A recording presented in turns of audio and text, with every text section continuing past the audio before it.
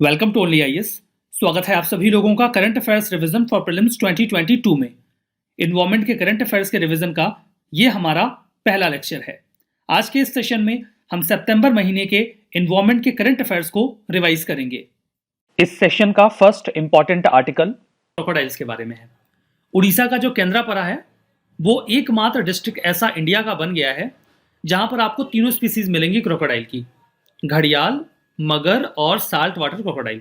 ये तीन स्पीसीज हैं क्रोकोडाइल्स की जो इंडिया में मिलती हैं। ये तीनों अगर किसी एक जगह मिलेंगी तो वो है उड़ीसा का केंद्रापड़ा। ये बहुत ही सिंपल क्वेश्चन आपके लिए बन सकता है एग्जाम में, कोई बहुत बड़ी बात नहीं है, आपको पता होना चाहिए।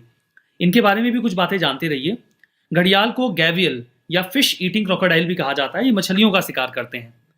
इंडिया में पाए जाने वाले या फिर जितने भी क्रोकोडाइल्स मिलते हैं अभी तक, उनमें ये सबसे लंबा होता है घड़ियाल। IUCN की रेड लिस्ट में यह है क्रिटिकली इंडेंजर्ड, यानी कि बचाने की जरूरत है।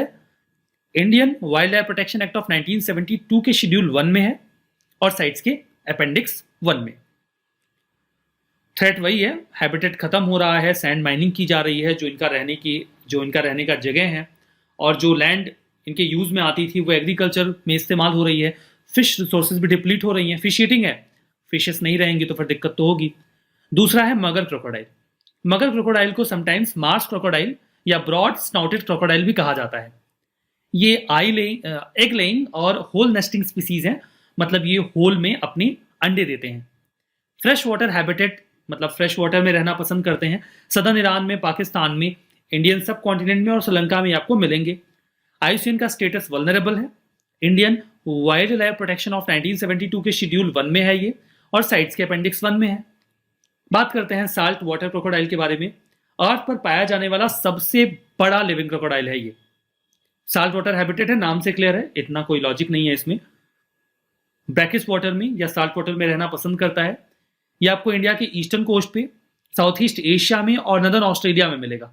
भितरकनिका नेशनल पार्क जो उड़ीसा में है, वहां पर आपको इंडिया में पाए जाने वाले 70% एश्योरियन क्रोकोडाइल्स मिल जाएंगे। IUCN का स्टेटस इसका लीस्ट कंसर्न है, मतलब कुछ खास चिंता की बात नहीं है, अभी इनकी संख्या है पर्याप्त। Indian wild life protection act of 1972 के शेड्यूल 1 में ये फिर भी है। इलीगल हंटिंग, हैबिटेट लॉस और एंटीपैथी, चूंकि ये इंसानों के ऊपर हमला करते हैं तो कई बार इंसान इसे इस वजह से भी मार देता है। देखिए, इंडिया में इनकी संख्या कम हो रही हो लेकिन वर्ल्ड में इनकी संख्या अच्छी हो तो इन्हें लीस्ट कंसर्न IUCN तो कर देगा, लेकिन हमारे यहाँ अगर संख्या कम है तो हम तो शेड्यूल 1 में रखेंगे ना।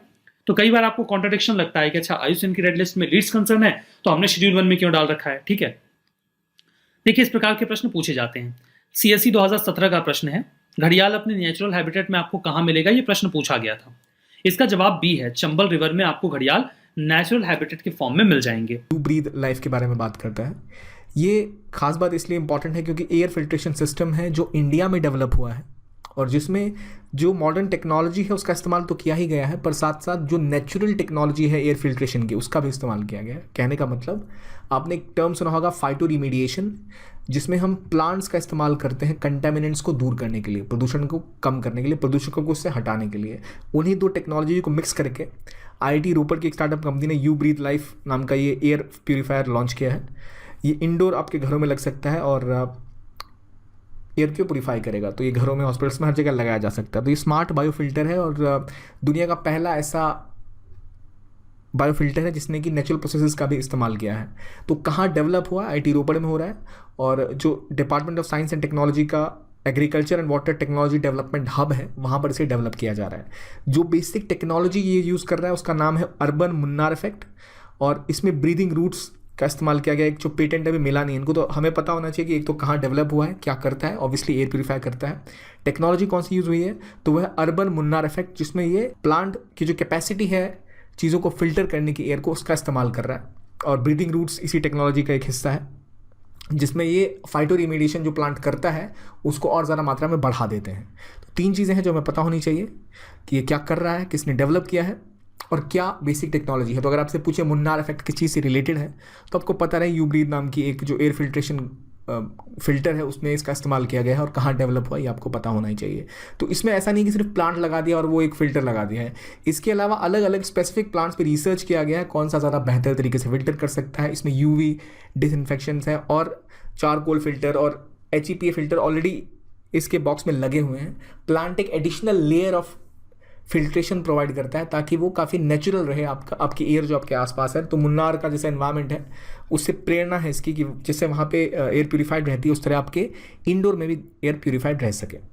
अगला आर्टिकल बात करता है स्नो लेपर्ड और ब्लैक नेक्ड क्रेन के बारे में। तो स्नो लेपर्ड की खास बात यह है कि इसको लद्दाख ने हाल ही में अपना स्टेट एनिमल और ब्लैक नेक्ड क्रेन को अपना स्टेट बर्ड डिक्लेयर किया है। तो ब्लैक नेक्ड जो आपका ये क्रेन है इससे पहले कश्मीर का भी स्टेट बर्ड हुआ करता था। तो जो लद्दाख में खासतौर पे इसको इसलिए किया गया कि वहाँ काफ़ी मात्रा में मिलता है और कहा जाता है कि indicator species. Again indicator species क्या होती है? इंडिकेटर स्पीसीज़ वो स्पीसीज़ होती है जिसकी प्रेजेंस आपको बताती है कि वहाँ की इकोसिस्टम के क्या हालात हैं। अगर इकोसिस्टम ख़राब हो रहा होता है तो इंडिकेटर स्पीसीज़ की मात्रा घटने लगती है। और जो ये स्नो लेपर्ड है ये ऑब्वियसली इससे पहले हिमाचल प्रदेश का भी एक स्टेट एनिमल है और दुनिया की जो 12 हिमालयन रेंज कंट्रीज हैं ऑलमोस्ट वहाँ पर ये मिलता है, अफगानिस्तान से लेकर उज्बेकिस्तान तक। और इंडिया में mainly Himalayan trans Himalayan region में मिलता है और वल्नरेबल स्टेटस है इसका राइट नाउ अपेंडिक्स 1 साइट्स में आता है, शेड्यूल 1 के अंतर्गत आता है। तो ये तो बात हो गई स्नो लेपर्ड की। अगली बात है ब्लैक नेक्ड क्रेन की जो अगेन तिब्बतन प्लेटू में एंडेमिक है, उधर ही ज़्यादा पाया जाता है। ये मिड साइज क्रेन है लेकिन उसके अलावा एक ही ऐसी जगह है जहाँ पे ब्रीडिंग करता है, वो है ईस्टर्न लद्दाख जो कि चाइना के बाहर है। तो इसलिए इंपॉर्टेंट है कि इकलौता जो ब्रीडिंग ग्राउंड है आउटसाइड ऑफ चाइना वो कहाँ है? ईस्टर्न लद्दाख में। किसका? ब्लैक नेक्ड क्रेन का। और इसीलिए इसको स्टेट एनिमल की उपाधि दी गई है, ये दर्जा दिया गया है। और इसकी खास बात है कि ये नियर थ्रेटेंड अभी IUCN रेड लिस्ट में है, अपेंडिक्स 1 और शेड्यूल 1 के अंतर्गत आता है। इससे पहले ऑब्वियसली कश्मीर का भी ये स्टेट बर्ड था और कश्मीर का national state animal Kashmiri Stag यानी हंगुल है। और जो भी ब्लैक नेक्ड क्रेन है इसकी खास बात यह है कि इसको पूजा जाता है मोनपास के द्वारा। अब यहाँ ये इंपॉर्टेंट पॉइंट है, मोनपास कौन है? मोनपास असल में वो बुद्धिस्ट एथनिक ग्रुप है जो अरुणाचल प्रदेश को बिलोंग करते हैं और ये 6th दलाई लामा के अवतरण में विश्वास रखते हैं। कहा जाता है कि उनका रूप माना जाता है इस बर्ड को कि जो ब्लैक नेक्ड क्रेन है असल में 6th दलाई लामा का ही एक अवतार है, तो इसलिए वो उसको पूजते हैं। और 6 जो अभी दलाई लामा है वो कौन से दलाई लामा आपको पता ही है? अभी जो दलाई लामा है 14th दलाई लामा। तो एक चीज़ क्लियर कर दूं कि दलाई लामा कोई नाम नहीं है किसी का, वो एक उपाधि है, मतलब जो उनकी मृत्यु के बाद फिर किसी दूसरे व्यक्ति को दी जाती है, जो पिक किया जाता है कि अच्छा ये अगले दलाई लामा होंगे। तो जो 6 दलाई लामा थे जिनका नाम सेंगयांग ग्यात्सो था, उनका अवतार माना जाता है ब्लैक नेक्ड क्रेन को। और ये जो 6 दलाई लामा है इनकी खास बात यह है कि ये यौगिक रूप में रहते थे। नॉर्मली दलाई लामा जैसे रहते हैं उससे थोड़ा अलग रहते थे, बड़े बड़े बाल, नॉर्मली आप सोचते हो बाल कटा के रखते हैं, उनके बड़े बड़े बाल थे, यौगिक स्टाइल में वो रहा करते थे। तो मोनपास जो है वो कहाँ रहते हैं इंडिया में? तो जो कमांग और तवांग का डिस्ट्रिक्ट है अरुणाचल प्रदेश में, वहाँ पाए जाते हैं और महायाना सेक्ट को फॉलो करते हैं। क्योंकि ब्लैक नेक्ड क्रेन न्यूज़ में है तो इतना पता हमें होना ही चाहिए। अगला आर्टिकल बात करता है इरावादी डॉल्फिन के बारे में। इरावादी डॉल्फिन जैसे गैंगेटिक डॉल्फिन में आपको पता है वैसे इरावादी डॉल्फिन होती है, इरावादी रिवर्स में पाई जाती है। लेकिन आप कहेंगे इंडिया में तो इरावादी रिवर नहीं है अगर ऑप्शंस में आ गया तो, पर इंडिया में इरावादी डॉल्फिन मिलते हैं चिल्का लेक के पास, चिल्का लेक में बेसिकली। वहाँ पर 8वीं डॉल्फिन की हाल में मौत हुई है तो इसलिए न्यूज़ में आ गया। तो ये जो डॉल्फिन है ये असल में साउथ ईस्ट एशिया और साउथ एशिया में पाई जाती है, मेकोंग नदी में, महाकाम में और इरावदी में। तो यहाँ जो इंडिया में ये चिल्का लेक के पास मिलती है, इसका स्टेटस क्या है? एंडेंजर्ड है, अपेंडिक्स 1 के अंतर्गत आ रही है। स्पेसिफिकली मैं आपसे पूछूंगा जो गैंगेटिक डॉल्फिन है उसकी क्या स्टेटस है उसका? तो वो भी IUCN रेड लिस्ट में एंडेंजर्ड ही कैटेगरी में आती है और वो फ्रेश वाटर डॉल्फिन होती है। इरावादी कहाँ मिलती है? चिल्का लेक में मिल रही है आपको। तो ये उड़ीसा के अलावा सोंका लेक साउथ थाईलैंड में वहाँ भी ये मिलती है। तो इंपॉर्टेंट पॉइंट ये है कि इसका स्टेटस क्या है और क्या इंडिया में इरावादी डॉल्फिन मिलती है गैंगेटिक डॉल्फिन के अलावा? तो आपको आंसर होगा हाँ, मिलती है बिल्कुल। और चिल्का लेक जब बात हो रही है उसकी थोड़ी बात कर लेते हैं। एशिया की लार्जेस्ट और दुनिया की 2nd लार्जेस्ट लेगून है। लेगून्स में पानी कैसा होता है? खारा होता है या मीठा होता है? बताइए मुझे आप। और जो माइग्रेटरी स्पीसीज़ है वो बहुत आती है चिल्का लेक में। और इंडिया का पहला वेटलैंड था जिसको रामसार कन्वेंशन के अंतर्गत इंटरनेशनल इंपॉर्टेंस दी गई थी। और क्योंकि इरावादी डॉल्फिन मिलते हैं और यहाँ पर आसपास एक फेमस कालीजा टेम्पल है जो कि एक आइलैंड पर अवस्थित है चिल्का लेक में, तो ये चीज़ें आपको पता होनी चाहिए। लोकेशन इस मैप से देखते हैं, यहाँ चिल्का लेक उड़ीसा के पास है, बिल्कुल ईस्टर्न कोस्ट पे। 2017 का ही क्वेश्चन है। अगेन एक रिलेटेड न्यूज़ थी, बेहलर टर्टल कंजर्वेशन अवार्ड दिया गया एक इंडियन बायोलॉजिस्ट शैलेंद्र सिंह को। इन्होंने क्रिटिकली एंडेंजर्ड जो टर्टल्स हैं उनकी कंजर्वेशन में बहुत बड़ा योगदान प्ले किया है। तो कुछ टर्टल्स न्यूज़ में है वो क्यों है वो देखते हैं। तो पहले ये देख लेते हैं बेहलर टर्टल कंजर्वेशन अवार्ड्स कौन देता है। कई सारी ऑर्गेनाइजेशन मिल के दे रही हैं। इसमें हमें ये पता नहीं अच्छा IUCN क्या इसका पार्ट है या नहीं, तो IUCN भी इसका पार्ट है। बाकी आपको turtle conservancy, turtle specialist group, turtle survival alliance, fresh water turtle specialist group जैसे नाम आएंगे तो आप टिक कर लेंगे, पर IUCN भी इसका पार्ट है, इतना पता होना चाहिए। तो 3 क्रिटिकली एंडेंजर्ड टर्टल्स पे इन्होंने काम किया है, तो कौन कौन सी ये देखते हैं। पहली है नॉर्थ रिपन रिवर टेरापिन। ये साउथ ईस्ट एशिया में पाई जाती है और एशिया की लार्जेस्ट फ्रेश वाटर और बैक वाटर टर्टल ये है। कहाँ इंडिया में मिलती है, तो इंडिया में वेस्ट बंगाल उड़ीसा में मिलती है और क्रिटिकली एंडेंजर्ड स्टेटस है इसका। कौन सा? नॉर्दर्न रिवर टेरापिन का। अगला है रेड क्राउन रूफ टर्टल। ये काफ़ी इंपॉर्टेंट एक स्पीसीज़ है क्योंकि एंडेमिक टू साउथ एशिया है और चंबल रिवर में इसका स्ट्रॉन्ग होल्ड एक टाइम में हुआ करता था, लेकिन आज ज़्यादा एग्जिस्ट नहीं करते, इसलिए ये भी क्रिटिकली एंडेंजर्ड है, अगेन शेड्यूल 1 में है। तो सबसे इंपॉर्टेंट मेरे हिसाब से रेड क्राउन रूफ टर्टल ही है क्योंकि एंडेमिक साउथ एशिया को लेकर है और क्रिटिकली एंडेंजर्ड है। चंबल के बाद लगातार गवर्नमेंट कोशिश कर रही है कि कैसे इनकी पॉपुलेशन को और ज़्यादा बढ़ाया जा सके। Then there is black soft shell turtle. ये फ्रेश वाटर टर्टल है अगेन, और अगेन क्वेश्चन ये आता है कि रेड क्राउन जो रूफ टर्टल है क्या एक फ्रेश वाटर टर्टल है या फिर सॉल्ट वाटर टर्टल है। तो ये एक फ्रेश वाटर टर्टल है। Again black soft shell turtle भी एक फ्रेश वाटर टर्टल है। इसका अंदाज़ा कैसे लगेगा भाई, अगर चंबल में मिल रहा है तो नदी चंबल की कैसी होगी, मीठी है ना ऑब्वियसली, तो फ्रेश वाटर टर्टल है। अगेन जो सॉफ्ट शेल टर्टल है वो भी इंडिया बांग्लादेश में ही मिलते हैं। जो ब्रह्मपुत्र ड्रेनेज का पैटर्न है, जो वहाँ टेम्पल पॉन्ड है असम में, वहाँ मिलता है। अगेन ये काफ़ी न्यूज़ में रहती है ये वाली स्पीसीज टर्टल की, ब्लैक सॉफ्ट शेल टर्टल, और अगेन क्रिटिकली एंडेंजर्ड है ये, लेकिन इनको कोई लीगल प्रोटेक्शन अभी नहीं दिया गया है। ये एक स्पेशल पॉइंट है कि जो सॉफ्ट शेल टर्टल है उसको लीगल प्रोटेक्शन प्रोवाइडेड नहीं है अभी। Then again there is turtle survival alliance 2001 में स्थापित किया गया IUCN पार्टनरशिप में। उतना इंपॉर्टेंट नहीं है, बट आपको बेसिक जानकारी होनी चाहिए कि टर्टल कंजर्वेशन फंड क्या है। 2002 में ये जो टर्टल कंजर्वेशन ग्रुप के कई सारे मेंबर्स हैं उन्होंने मिल के इसको खड़ा किया है और इसका काम है लॉन्ग टर्म सर्वाइवल करना, किसका, इंश्योर करना टॉर्टोइज का और फ्रेश वाटर टर्टल्स का। कोमोडो ड्रैगन्स के बारे में है। इनकी घटती हुई संख्या को संज्ञान में लेते हुए IUCN की रेड लिस्ट में कोमोडो ड्रैगन का जो स्टेटस है उसे वल्नरेबल से बढ़ाकर इंडेंजर्ड कर दिया गया है। इसका मतलब स्थिति और भी ज़्यादा खराब हुई है। इंडेंजर्ड के बाद आता है critically endangered, then extinct in wild और फाइनली एक्सटिंक्ट। तो हम दिन ब दिन कोमोडो ड्रैगन्स को लेकर खराब स्थिति में जा रहे हैं। ऐसा क्लाइमेट क्राइसिस की वजह से हो रहा है क्योंकि उनका जो हैबिटेट है वो लगातार श्रिंक कर रहा है। तो अब ये कोमोडो ड्रैगन्स होते क्या हैं? हम घर में दीवार पर चल रही एक छोटी सी छिपकली को देखकर डर जाते हैं। ये बहुत ही बड़ी छिपकलियां हैं। इन्हें मॉनिटर लिजार्ड के नाम से भी पुकारा जाता है। ये फैमिली वेरेनिडाए से बिलोंग करती हैं। इन्हें दुनिया की सबसे बड़ी छिपकली कहा जाता है। इनका साइज 3 मीटर के आसपास होता है और 10 मीटर तक भी हो सकता है। यूरोपियंस ने इसे 20वीं सेंचुरी की शुरुआत में डिस्कवर किया, मान लीजिए 1910 के आसपास। उसके बाद से वो इस जीव को लेकर अक्सर काफी ज्यादा उत्सुक रहा करते थे। अगर ऐसी छिपकली हमारे आपके सामने आ जाए तो निश्चित तौर पर हमें डर जाना चाहिए, बिल्कुल डर जाना चाहिए, क्योंकि ये मारकर खा भी जाएंगे। फर्दर ये जहरीले भी होते हैं, मतलब इनकी बाइट भी जानलेवा होती है। ये 3 मीटर लंबे होते हैं और इनका वेट अप्रॉक्सीमेटली 150 kg होता है।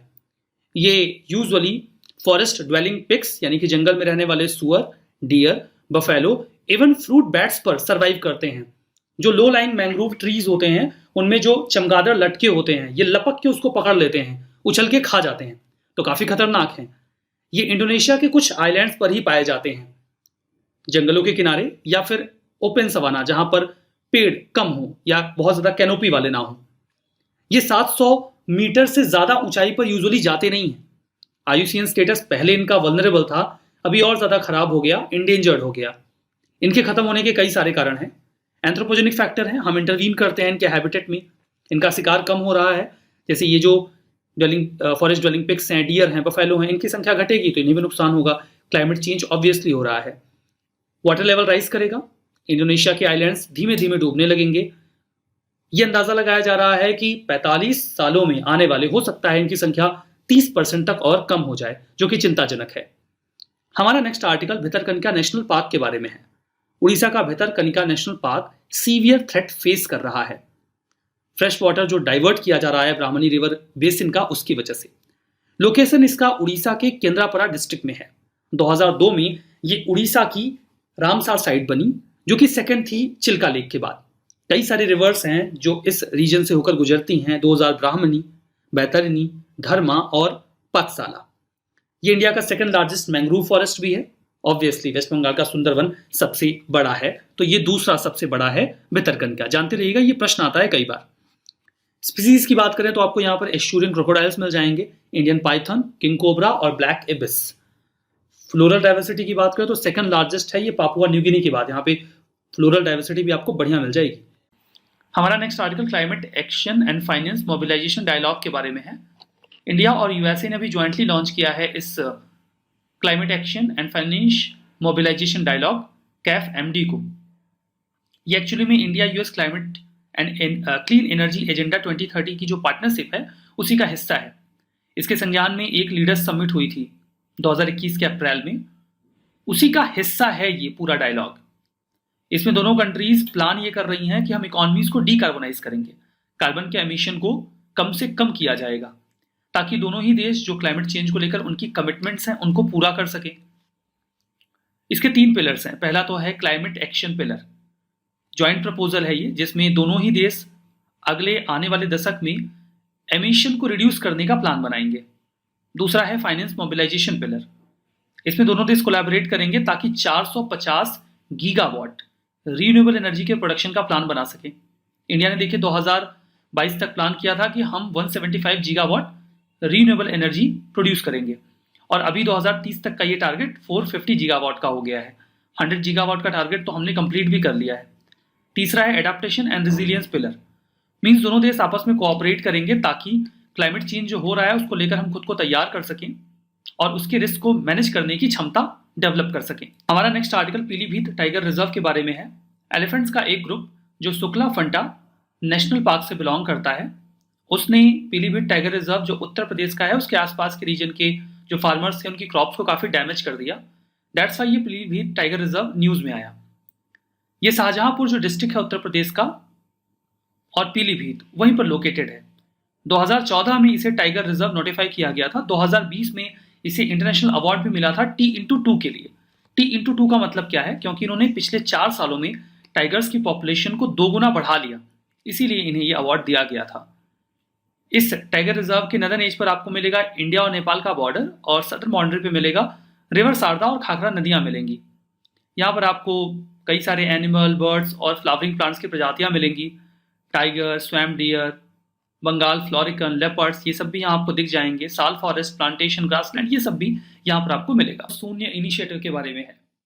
रॉकी माउंटेन इंस्टीट्यूट और इनका जो इंडिया ऑफिस है यानी कि RMI इंडिया, इन्होंने कोलैबोरेट किया है नीति आयोग के साथ और लॉन्च किया है शून्य कैंपेन। अब यहाँ पर शून्य कैंपेन में जो शून्य का मतलब है दैट इज जीरो एमिशन।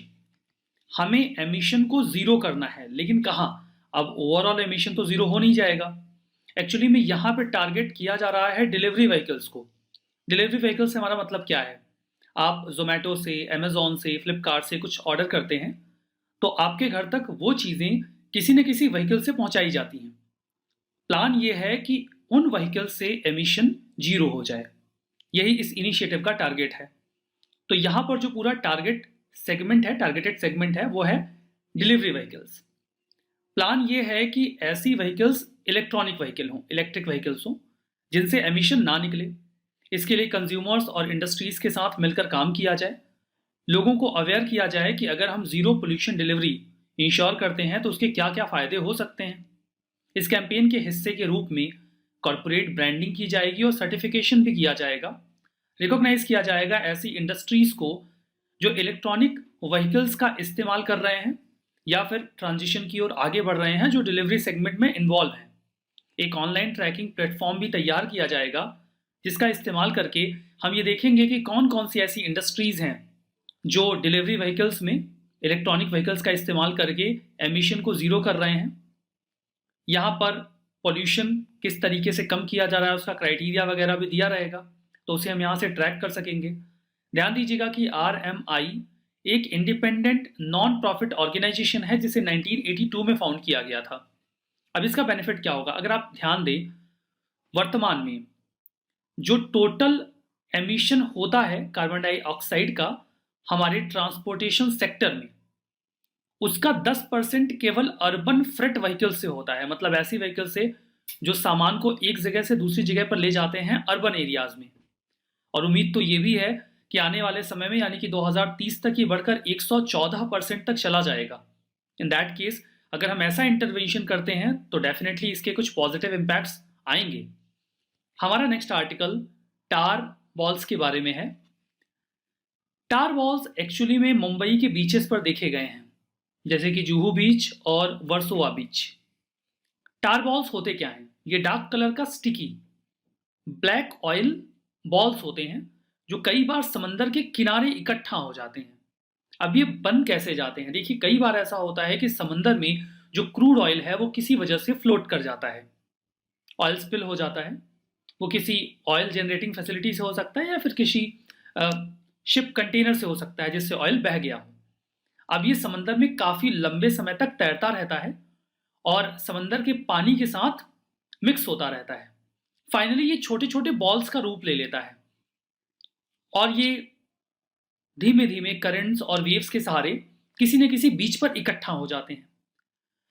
अब यहां पर देखिए, वैसे तो इनका साइज बहुत छोटा होता है, मतलब ये एक सिक्के जितने छोटे होते हैं, लेकिन हाल फिलहाल में इनका साइज एक फुटबॉल की गेंद जितना बड़ा भी देखा गया है।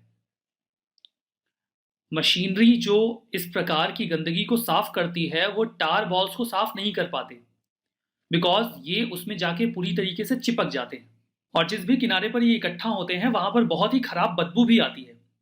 डिपोजिशन की बात करें तो अगर ऑयल स्पिल होता है यहाँ अरेबियन सी में मान लीजिए कहीं पर भी, तो अल्टीमेटली ये टार बॉल्स जो हैं ये वेस्टर्न कोस्ट पे कहीं ना कहीं जाके इकट्ठा होंगे और वहां के कोस्ट को खराब करेंगे। अब इसे देखिए, रिमूव किया जाता है जब हाई टाइड खत्म हो जाती है तो फिर वेरियस तरीके से इकट्ठा करके रिमूव करने की कोशिश की जाती है। हमारा नेक्स्ट आर्टिकल हाइबोडोन शार्क के बारे में है।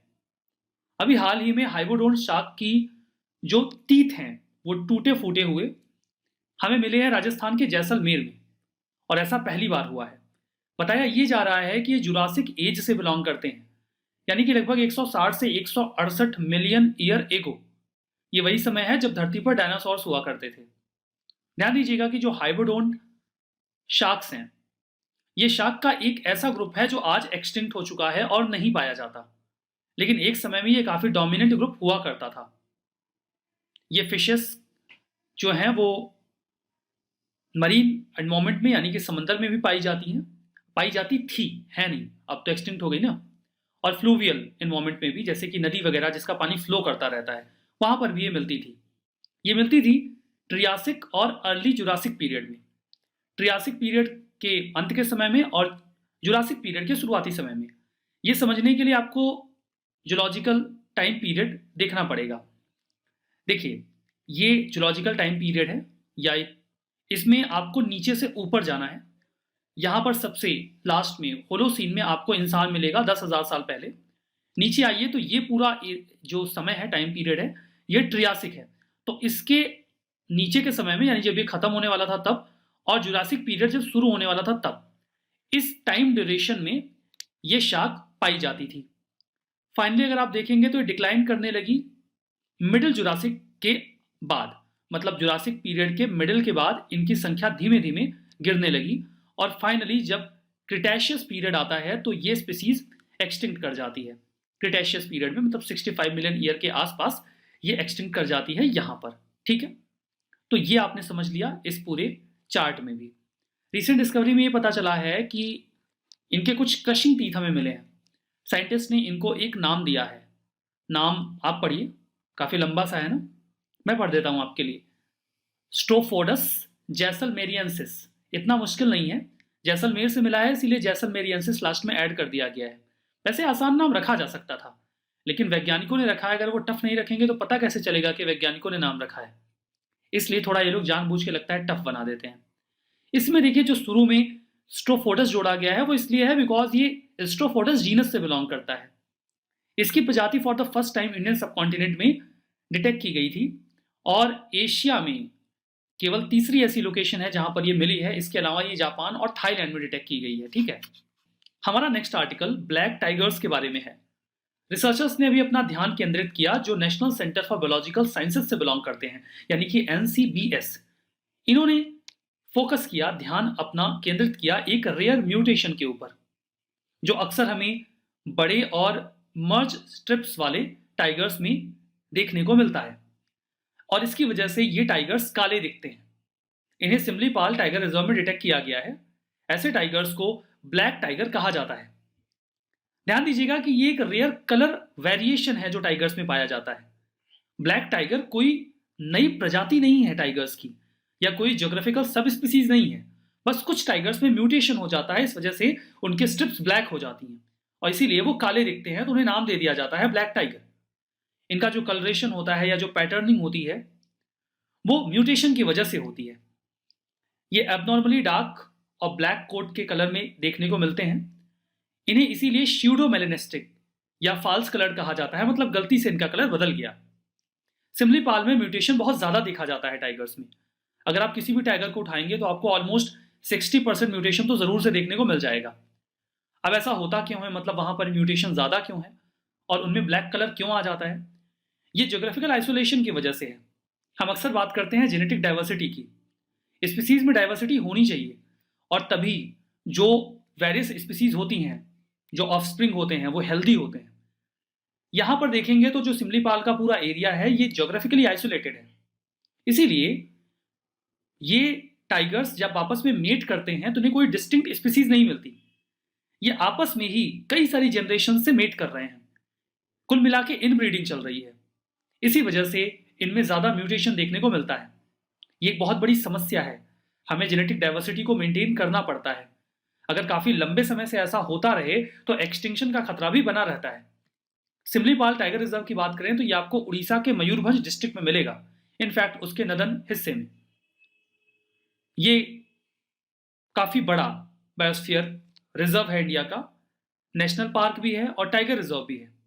इसे नाम मिला है सिमुल नाम के एक पेड़ से, जिसे आप सिल्क कॉटन भी बोल सकते हैं।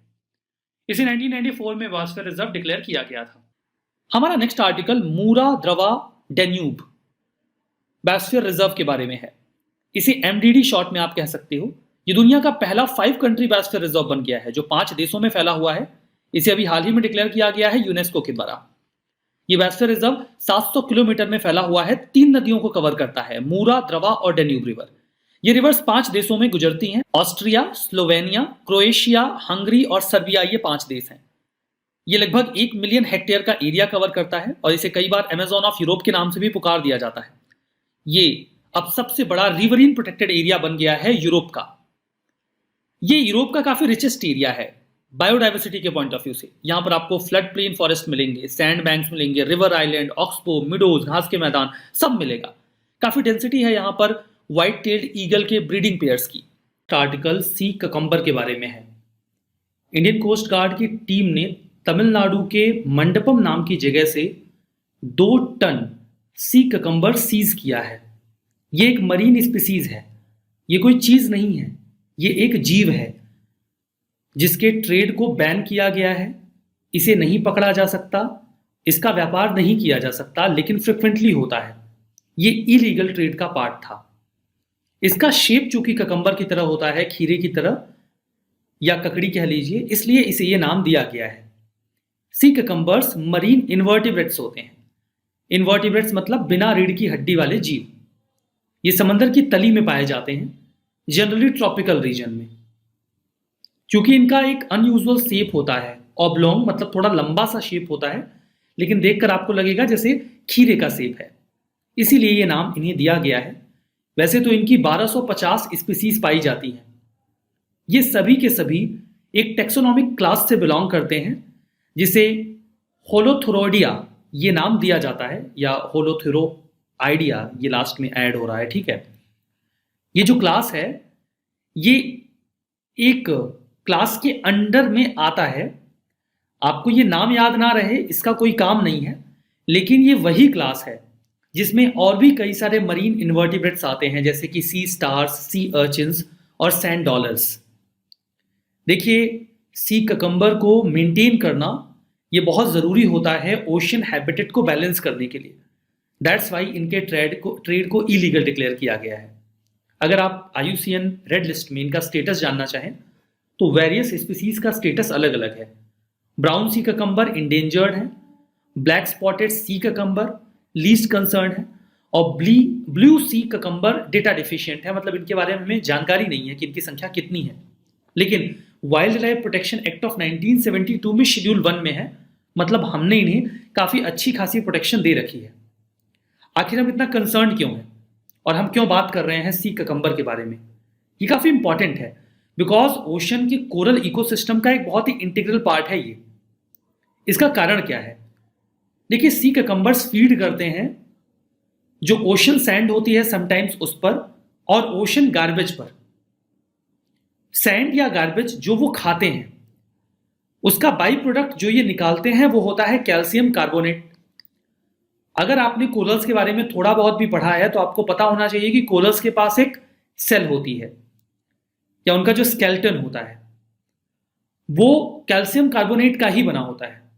इन दैट केस कोरल्स जिस खोल में रहते हैं उसे बनाने के लिए जो कैल्शियम कार्बोनेट रिक्वायर्ड होता है वो सी ककम्बर्स के फूड का बाई प्रोडक्ट होता है। In that case coral ecosystem के लिए सी ककम्बर बहुत ही ज्यादा जरूरी हो जाते हैं। इसीलिए चूंकि जैसे कि मैंने कहा ये गार्बेज पे फीड करते हैं तो इन्हें ओशन वर्ल्ड का गार्बेज कलेक्टर भी कहा जाता है। ये न्यूट्रिएंट्स की रिसाइकलिंग करते हैं और कोरल रीफ को अलाइव रहने में, बेटर कंडीशन में रहने में एक की रोल प्ले करते हैं। थ्रेट वही है, इनकी इलीगल ट्रेडिंग की जाती है जो इस बार देखने को मिली। स्मगलिंग की जा रही है काफी लंबे समय से। सी ककम्बर की south east Asia, mainly China में बहुत ज्यादा डिमांड रहती है। लोग सी ककम्बर का इस्तेमाल वहां पर सी फूड के रूप में करते हैं और चाइना की ट्रेडिशनल मेडिसिन में भी इसका फ्रिक्वेंटली यूज किया जाता है। इंडिया ने सी ककम्बर को प्रोटेक्ट करने के लिए दुनिया का पहला कंजर्वेशन एरिया डिक्लेयर किया था। यह कंजर्वेशन एरिया आपको लक्षद्वीप में मिलेगा। यह सी ककम्बर को प्रोटेक्ट करने का दुनिया का पहला कंजर्वेशन एरिया था। लक्षद्वीप आइलैंड के अलावा सी ककम्बर आपको Andaman Nicobar island, gulf of Mannar और उन सभी जगहों पे मिलेंगे जहां पर Indian ocean, bay of Bengal के कांटेक्ट में आता है, तमिलनाडु के आसपास का एरिया। हमारा नेक्स्ट आर्टिकल हम्बोल्ट पेंगुइन्स के बारे में है। अभी लास्ट वीक मुंबई का जो बैकुला जू है उन्होंने अनाउंस किया कि वो 2 नए हम्बोल्ट पेंगुइन चिक्स को इंक्लूड कर रहे हैं, ऐड कर रहे हैं अपने जू में। तो कॉन्टेक्स्ट बहुत इंपॉर्टेंट नहीं है, लेकिन इसी कॉन्टेक्स्ट में ये जू न्यूज में आ गया। जो हम्बोल्ट पेंगुइन्स होते हैं ये मीडियम साइज के होते हैं। इनकी लगभग 17 स्पीसीज पाई जाती हैं। हम्बोल्ट पेंगुइन को नाम दिया गया है कोल्ड ओशन करंट के नाम पे। इस करंट का नाम हम्बोल्ट करंट है। आपने बेसिक ज्योग्राफी में मैपिंग पढ़ी होगी तो आपने हम्बोल्ट करंट का नाम जरूर सुना होगा। हम्बोल्ट करंट को कई बार हम पेरू करंट के नाम से भी पुकारते हैं क्योंकि ये पेरू की कोस्ट पे फ्लो करती है। ये कोल्ड करंट है, इसकी सैलिनिटी काफी लो होती है और ये साउथ अमेरिका के वेस्टर्न कोस्ट पे फ्लो करती है। देखिए ये सारी करंट्स का मैप है, ऑब्वियसली आपने इसके पहले में भी देखा हो। ये है साउथ अमेरिका और यहां पर है Peru current, you can see here. तो पेरू करंट आपने देख ही लिया। हम्बोल्ट पेंगुइन्स का जो एवरेज साइज होता है वो 2 फीट के आसपास होता है। ये साउथ अमेरिका के रीजन में पाए जाते हैं। चिली और पेरू के कोस्ट पर ये यूजुअली ब्रीड करते हैं। जब ये बच्चे को बड़ा कर रहे होते हैं, पाल रहे होते हैं, तब तो कहीं जाते नहीं क्योंकि रुकना जरूरी होता है। लेकिन जब ये अपने बच्चों को रेज नहीं कर रहे होते, चिक्स को रेज नहीं कर रहे होते, तभी काफी लंबी दूरी तक ट्रेवल करते हैं अपना खाना ढूंढने के लिए और ये साल के किसी भी समय ब्रीड कर सकते हैं। आईयूसीएन स्टेटस इनका वल्नरेबल है। Next article blue flag certification के बारे में है। ब्लू फ्लैग सर्टिफिकेशन ऐसे बीचेस को दिया जाता है जो बहुत ही क्लीन हो, साफ सुथरे हो, एकदम बढ़िया हो, आप जाके वहां पे घूम के आ सकते हैं। तमिलनाडु के कोवलम और पौंडीचेरी के ईडन, इन 2 बीचेस को अभी हाल ही में बहुत ही प्रेस्टिजियस ब्लू फ्लैग सर्टिफिकेशन दिया गया और इस सर्टिफिकेशन के बाद भारत में ऐसे बीचेस की संख्या 10 हो गई है जिनके पास ब्लू फ्लैग सर्टिफिकेशन है। ब्लू फ्लैग सर्टिफिकेशन, इस प्रोग्राम की शुरुआत 1985 में फ्रांस से हुई थी और यूरोप में 2001 के आसपास कई सारे बीचेस को रिकॉग्नाइज किया गया। ब्लू फ्लैग सर्टिफिकेशन को ग्लोबली एक इको लेवल के तौर पे रिकॉग्नाइज किया जाता है। मतलब अगर किसी बीच को ब्लू फ्लैग सर्टिफिकेशन मिला है तो वो बीच क्लीन है, बढ़िया है, वहां पर आसपास का एरिया एनवायरमेंटली बढ़िया है, आप वहां घूम के आ सकते हैं। फाउंडेशन फॉर एनवायरमेंट एजुकेशन जो कि डेनमार्क में है, वो इस इको लेवल को अकॉर्ड करता है, देता है और ऐसा करते वक्त वो 33 स्ट्रिंजेंट क्राइटेरियाज पर किसी भी बीच को जज करते हैं। तो ये हमने समझा कि ब्लू फ्लैग प्रोग्राम को फी के द्वारा, फाउंडेशन फॉर एनवायरमेंटल एजुकेशन के द्वारा रन किया जाता है, जो कि एक international non governmental non profit organisation है। नीट और क्लीन बीचेस ये इंडिकेटर हैं कि कोस्टल एनवायरमेंट एकदम बढ़िया है, हेल्दी है। ग्लोबल रिकॉग्निशन मिलने का मतलब होता है कि टूरिज्म भी बढ़ता है और ये एक एफर्ट होता है कि हम सस्टेनेबल डेवलपमेंट की ओर आगे जा रहे हैं। ब्लू फ्लैग सर्टिफिकेशन मिलने का मतलब ये है कि वो बीच जो स्ट्रिंजेंट क्राइटेरियाज हैं 33 उनसे 100% कंप्लायंस रखता है। तो it is a kind of eco tourism model, जिसके जरिए हम टूरिस्ट और बीच गोअर्स को ये बताते हैं कि ये बीच एकदम क्लीन है, यहाँ का पानी एकदम हाइजेनिक है, फैसिलिटीज एमिनिटीज बेहतर हैं, सेफ और हेल्दी इन्वायरमेंट है, और ये एरिया सस्टेनेबल तरीके से डेवलप किया जा रहा है। इंडिया के पास ओवरऑल अब वर्तमान में 10 ब्लू फ्लैग बीचेस हो गए हैं। 8 को पिछले साल अवार्ड किया गया था ये सर्टिफिकेट।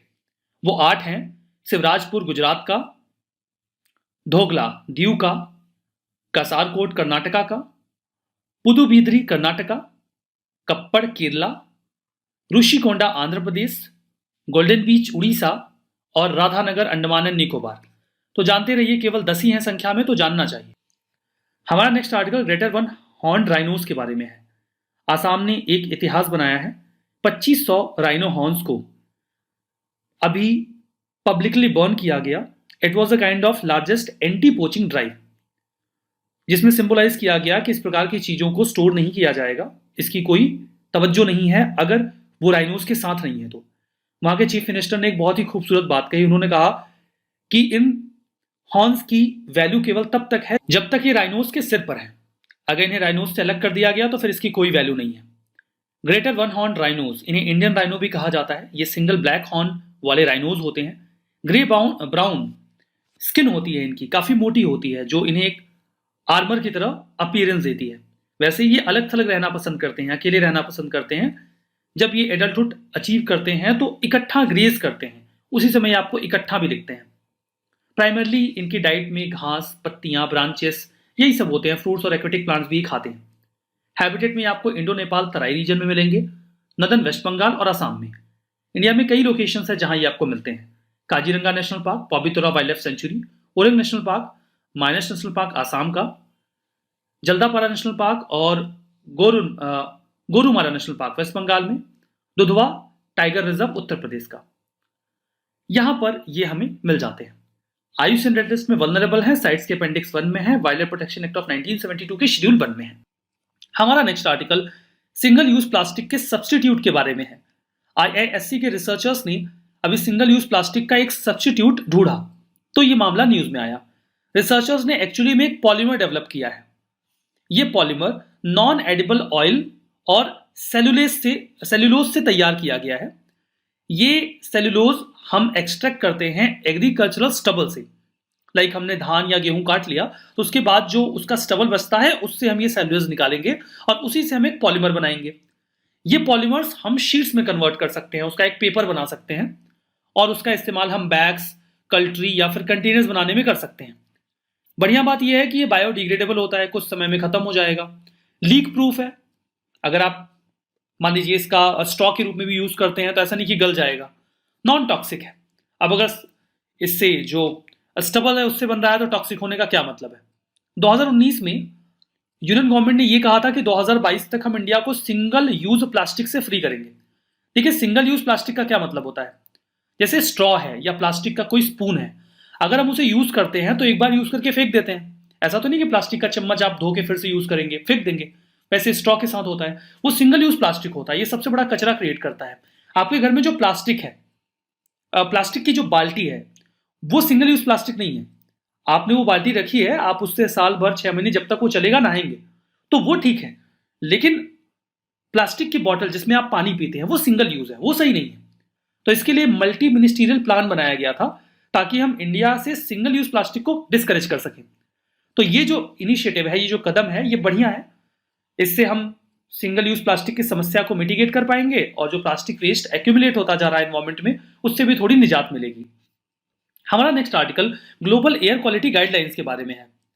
अच्छा देखिए, कई बार हम बोलते हैं कि पोल्यूशन बढ़ गया, PM 2.5 ज्यादा हो गया है, PM 10 ज्यादा हो गया है, NO2 ज्यादा हो गया है, CO2 ज्यादा हो गया है। पता कैसे चलता है कि ज्यादा हो गया है?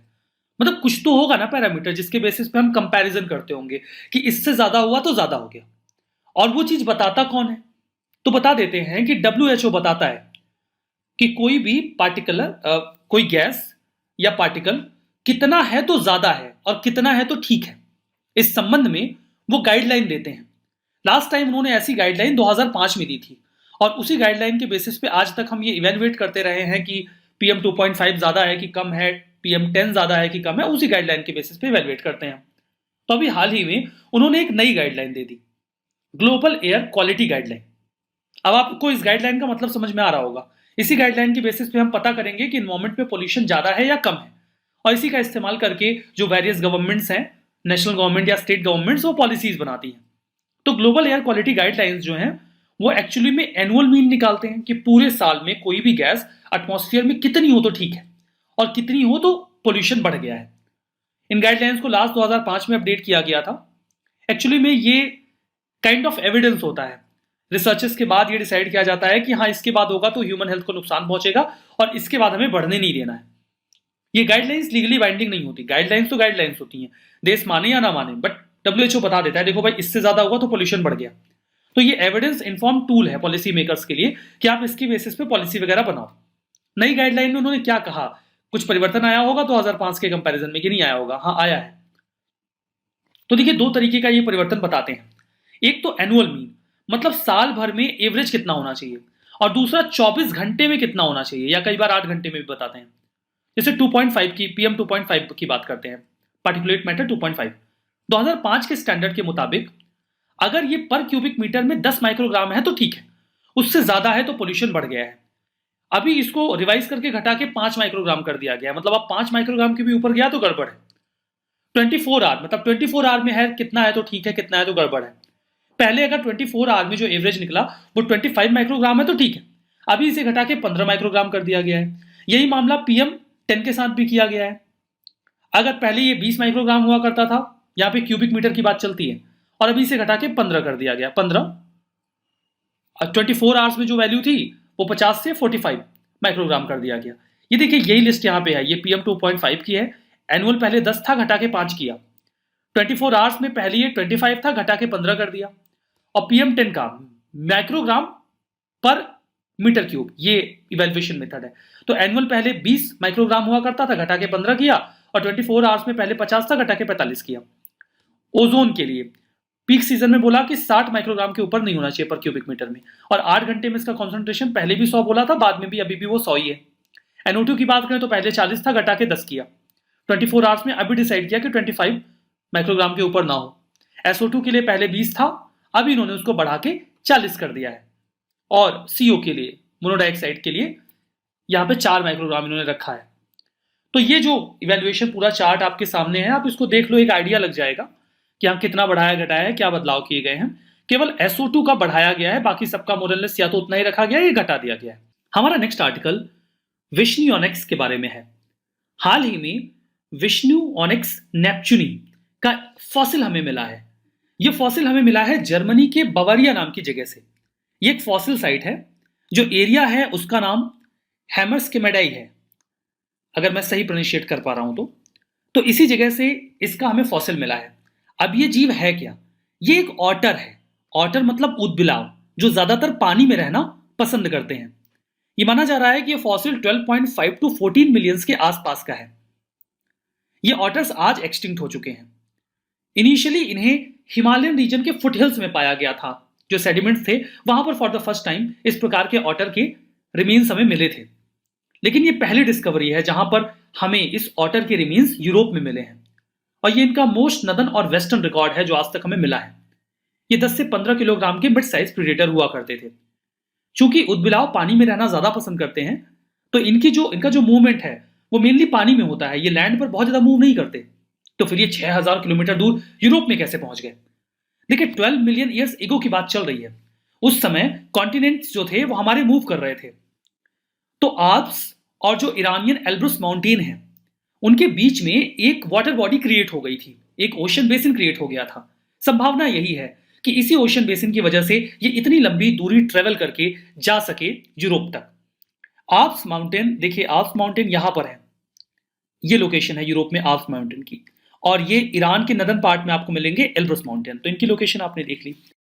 आइए बात करते हैं लैंड डिग्रेडेशन के बारे में। हाल में जो अहमदाबाद में जो इंडिया का स्पेस एप्लीकेशन सेंटर है, उसने एक एटलस निकाला था, इसमें यह बताया गया कि इंडिया में लैंड डिग्रेडेशन, डेजर्टिफिकेशन कितना ज़्यादा बढ़ रहा है। Hello everyone and welcome to only IAS. स्वागत है आपका हमारे सेशन में जहां हम बात करेंगे लैंड डिग्रेडेशन के बारे में। सबसे पहले जो Ahmedabad based space application centre है इंडिया का, उन्होंने एक रिपोर्ट निकाली थी, एक एटलस निकाला था जिसमें दिखाया है कि इंडिया में लैंड डेजर्टिफिकेशन और लैंड डिग्रेडेशन कितना ज़्यादा बढ़ रहा है और क्या स्थिति है उसकी वर्तमान। सबसे पहले लैंड डिग्रेडेशन होता क्या है? तो लैंड डिग्रेड करना मतलब भूमि का खराब होना। तो लैंड डिग्रेड करती है जब नॉर्मली अगर आप किसी जमीन को देखें तो वहाँ खेती वेती होती है या घर बनते हैं, वो जमीन की उर्वरकता खराब हो रही है तो वो डिग्रेड हो रहा है, या जो उसकी प्रॉपर्टीज थी वो बदल जा रही है, वो डिग्रेड हो रहा है। यही डिग्रेडेशन अगर किसी जंगल में हो रहा है तो उसे हम कहेंगे फॉरेस्ट डिग्रेडेशन, तो वहाँ जंगल भी खराब होगा। किसी जगह अगर कोई एरिड जगह है जहाँ ज्यादा पानी नहीं है तो वहाँ वो डेजर्टिफाई हो जाता है, मतलब वो जमीन खराब होने के बाद रेगिस्तान का स्वरूप लेने लगता है, हम कहते हैं डेजर्टिफिकेशन। तो डेजर्टिफिकेशन, फॉरेस्ट डिग्रेडेशन, ये सब हिस्सा है किसका? Land degradation. पूरी तरह लैंड डिग्रेड हो रहा है, जमीन खराब हो रही है। वो भूमि अगर जंगल में खराब हो रही है तो फॉरेस्ट डिग्रेडेशन है, अगर वो एरिड एरियाज में खराब हो रही है तो वो डेजर्टिफिकेशन। तो अभी हमने देखा है लैंड डिग्रेडेशन होती कब है? तब होती है जब इंसानों के हस्तक्षेप की वजह से चेंजेस आते हैं, चाहे वो लॉन्ग टर्म हो शॉर्ट टर्म हो। पहले शॉर्ट टर्म होंगे फिर लॉन्ग टर्म होंगे, जिसकी वजह से प्रोडक्टिविटी गिरती है, उस भूमि का इकोलॉजिकल बैलेंस बिगड़ जाता है और वहां के जो भी फ्लोरा एंड फौना है उस पर उसका दुष्प्रभाव होता है। ये होती है लैंड डिग्रेडेशन और डेजर्टिफिकेशन।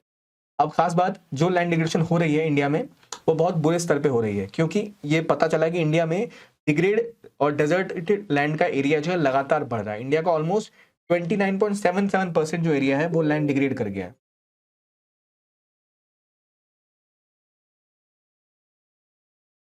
अब यहाँ ये पता लगा है कि इंडिया का ऑलमोस्ट जो 29.77% एरिया है, यानी 97 मिलियन हेक्टेयर का हिस्सा जो है वो डिग्रेड कर चुका है। अब ये डिग्रेडेशन जो लैंड की हुई है ये काफी बड़ी है। इसके अलावा जो डिग्रेडेशन हुआ है उसमें से अराउंड 83 मिलियन जो हेक्टेयर है वो डेजर्टिफिकेशन की तरफ बढ़ गया है, यानी वो रेगिस्तान की तरफ होता जा रहा है, जहां पे फिर बंजरता बढ़ती जा रही है, वहां आप कुछ उपजा नहीं सकते। तो आपकी इकोनॉमी इकोलॉजी के अलावा आपकी एग्रीकल्चर को भी बुरी तरह प्रभावित वो कर रहा है। ये है बेसिक रिपोर्ट जो आपको याद रहना चाहिए कि अच्छा कितना परसेंट लैंड डिग्रेड हुआ है, कितना परसेंट डेजर्टिफाई हुआ है, ताकि अगर आपको आगे अपने आंसर्स में या कहीं पे इसको कोट करना पड़े तो आप इसको कोट कर पाए। इसी में अगर हम आगे देखें तो जो वर्तमान में किसकी वजह से सबसे ज्यादा डिग्रेडेशन हो रही है, ये अक्सर क्वेश्चन पूछे जा सकते हैं। तो जो लार्जेस्ट शेयर है वो किसका है? वाटर इरोजन का है या सॉइल इरोजन का है या फिर विंड इरोजन का है? तो वो अगर आप देखेंगे तो आपको क्लियरली दिखेगा वेजिटेशन डिग्रेडेशन का 9% शेयर है, 9.15%, और लार्जेस्ट शेयर है वाटर इरोजन का, यानी नदियों के साथ जो ऊपर की टॉप लेयर बह जाती है या पानी के साथ, चाहे वो रिवर की वजह से हो, बाढ़ की वजह से हो, जिस भी कारण से हो, सबसे ज्यादा शेयर लैंड डिग्रेडेशन में वाटर इरोजन का है जो ऑलमोस्ट 11% है। उसके बाद वेजिटेशन डिग्रेडेशन है, उसके बाद विंड इरोजन है जो 5.46% आ रही है। तो ये जो मेन सोर्सेज ऑफ डिग्रेडेशन है ये हैं। इसके अलावा अब आप कहेंगे भाई वाटर इरोजन हो रहा है, लैंड इरोजन हो रहा है, तो इसमें इंसानों का क्या हाथ है? इंसानों का हाथ इसलिए है कि जो एम्बैंकमेंट्स हमने बनाए हैं या जिन नदियों पे हमने घर बना लिए हैं, जिनका हमने पूरा इकोलॉजिकल बैलेंस बिगाड़ दिया, उसकी वजह से वो डिग्रेडेशन हो रही है। नेचुरली वो ना होती, क्योंकि हमने ऊपर जंगल हटा दिए तो भूमि को हमने बिल्कुल खाली कर दिया, इसलिए जब वहां से नदी बहती है या पानी आता है तो अपने साथ टॉप सॉइल लेके चला जाता है, जिसकी वजह से वो लैंड की क्वालिटी बहुत ज्यादा खराब हो जाती है। इसके अलावा एक ग्लोबल इनिशिएटिव था रिड्यूसिंग लैंड डिग्रेडेशन का, जहां G20 मेंबर्स ने बोला था कि हम नए नए फ्रेमवर्क्स लाएंगे जिसके थ्रू और ज्यादा सिक्योर और स्ट्रेंथन किया जा सके लैंड को, ताकि लैंड डिग्रेड ना हो। एक रेड प्लस मैकेनिज्म है UNFCCC का, यानी जहां कोशिश की गई थी इमिशन घटाने, इमिशन घटाएंगे हम कैसे? डिफोरेस्टेशन करेंगे और फॉरेस्ट को अपग्रेड करेंगे, फॉरेस्ट डिग्रेडेशन हटाएंगे, डिफोरेस्टेशन हटाएंगे, उससे जो इमिशन बचेगा। अगर जंगल कट रहे हैं किसी देश में क्योंकि कोई फैक्ट्री लगानी है तो वहां इमिशन घट रहे हैं भाई, वो जंगल हट रहे हैं, अगर वो जंगल ना हटे और फैक्ट्री कहीं और खोली जाए तो कुछ जो है आपके इमिशंस कम हो रहे हैं, उसको अगर आप फैक्टर इन करें UNFCCC के फ्रेमवर्क में तो उन डेवलपिंग कंट्रीज को बहुत फायदा है जो एक कुर्बानी दे रहे हैं कि फैक्ट्री नहीं खोल रहे हैं, क्योंकि अगर वो फैक्ट्री खोल लेंगे तो शायद उनके लोगों को रोजगार मिलेगा, कुछ प्रोड्यूस होगा। लेकिन क्योंकि इन्वायरमेंटल डैमेज हो रहा है इसलिए वो सह रहे हैं, अभी वहां फैक्ट्री नहीं खोल रहे। तो इन सब चीजों को फैक्टर इन करने के लिए रेड प्लस मैकेनिज्म लागू किया गया था, जो अगेन एक तहत है जिसके तहत लैंड डिग्रेडेशन रोकने की बात की जा रही है। इसके अलावा इंडिया मेंबर है क्योंकि लैंड डिग्रेडेशन को लेके एक यूनाइटेड नेशंस कन्वेंशन हुआ था उसका, जिसके तहत कोशिश की गई थी कैसे लैंड डिग्रेडेशन को न्यूट्रलिटी की तरफ बढ़ाया जाए, कैसे मैनेजमेंट किया जाए लैंड का सही तरीके से, सस्टेनेबली कैसे हम मैनेज कर सकते हैं लैंड को। उसके लिए अगर आप गवर्नमेंट स्कीम्स बताना चाहें तो ऐसी कई सारी स्कीम्स है, चाहे प्रधानमंत्री फसल बीमा योजना हो गई या फिर सॉइल हेल्थ कार्ड स्कीम हो गई, ताकि अब पहली बात सॉइल हेल्थ कार्ड स्कीम, फसल बीमा योजना या फिर सॉइल हेल्थ मैनेजमेंट स्कीम या कृषि सिंचाई योजना, इससे लैंड डिग्रेडेशन कैसे रुकेगा?